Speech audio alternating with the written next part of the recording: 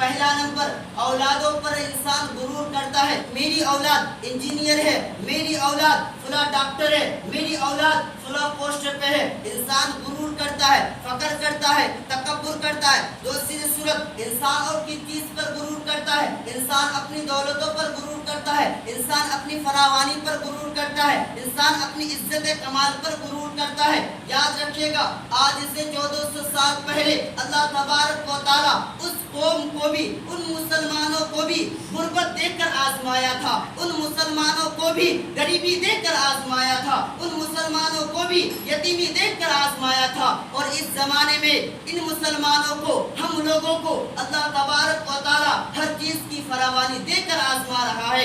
اللہ تبارک و تعالیٰ ہم سبوں کو ہر طرح کی سہولتیں دے کر آزما رہا ہے۔ پہلے زمانے میں غربت، کسی کے پاس چادر نہیں، اپنے سطر کو ڈھانکنے کا کپڑا نہیں، پیٹ بھر کے کھانے کا خوراک نہیں، تو اس وقت اللہ تبارک و تعالیٰ اپنے بندوں کو آزمایا ہے اور غریبی دے کر آزمایا ہے، تنگ دستی دے کر آزمایا ہے۔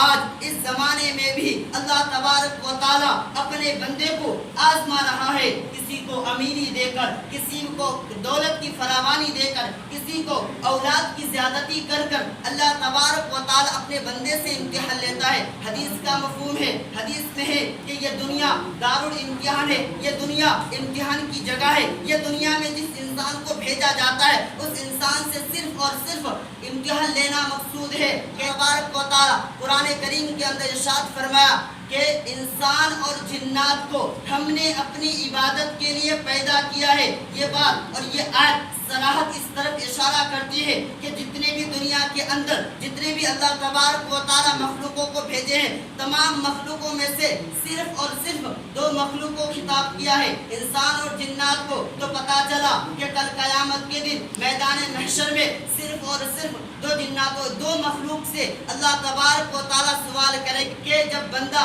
کل میدان محشر میں رہیں گے تو میدان محشر میں اللہ تبارک و تعالیٰ بندوں سے پوچھیں گے کہ میں نے تجھے عمر دی تھی، اس عمر کو تم نے کہاں لگایا؟ میں نے تجھے 60 70 80 سال کی عمر عطا کی تھی، ان عمر میں میری عبادت کی ہے کہ نہیں کی ہے؟ دوسرا سوال کریں گے، اے میرے بندے، ہم نے تجھے تندرستی دی تھی، ہم نے تجھے ایک جوانی دی تھی، ہم نے ایک تجھے عبادت کرنے کا شوق والا جوانی دی تھی، ان جوانی میں میری عبادت کی ہے کہ نہیں کی ہے؟ اس کا پوچھ ہوگا۔ تیسرا نمبر پر پوچھ ہوگا کہ اے میرے بندے، ہم نے تجھے علم سیکھنے کی توفیق عطا کی تھی، علم عطا کیا تھا، ان علموں کے مطابق اپنی زندگی کو گزارا کہ نہیں گزارا؟ اس کے بارے میں پوچھ ہوگا۔ اور کرنے کی بات ہے کہ ان سوالوں میں جب ہم سے پوچھا جائے گا اور اسی صورت کے آخر میں کہ ثم لتسألن یومئذ عن النعیم، کہ اس روز ہر بندے سے پوچھا جائے گا، اپنی اللہ تبارک و تعالیٰ اس روز اپنے بندوں سے اپنی نعمتوں کے بارے میں سوال کرے گا۔ اے میرے بندے،